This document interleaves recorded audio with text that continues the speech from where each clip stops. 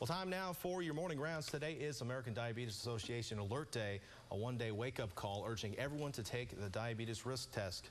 The test is available online, and it only takes a minute to find out if you're at an increased risk for developing type 2 diabetes. Now let's take a quick look at some of the facts about type 2 diabetes from the American Diabetes Association. Type 2 diabetes is the most common form of the disease. In type 2 diabetes, either the body does not produce enough insulin or the cells ignore insulin. Insulin is necessary for the body to be able to use glucose for energy. So how can you find out if you're at risk? Well, Dr. Mark Juretic of Marion Regional Medical Center has more on the test that you can take and how it's important to all of us.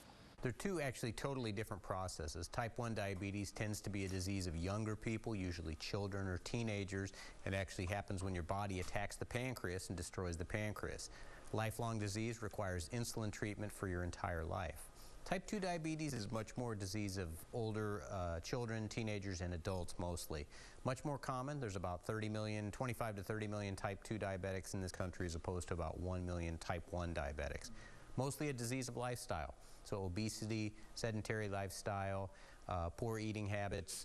Genetics play a big role in type 2 diabetes. So if your parents have diabetes, type 2 diabetes, there's a very good chance you will as well. Well, certainly the most common risk factors would be your family history, your lifestyle in terms of what do you eat, how much do you exercise, your weight plays a big role in it. And it's important to know if you have diabetes because then you can treat it. Obviously, we'd prefer to prevent it, and certainly people who are at risk should know they're at risk. Pretty easy to know if you're at risk or not. Talk to your parents, look at your family history, look at your lifestyle, look at your weight.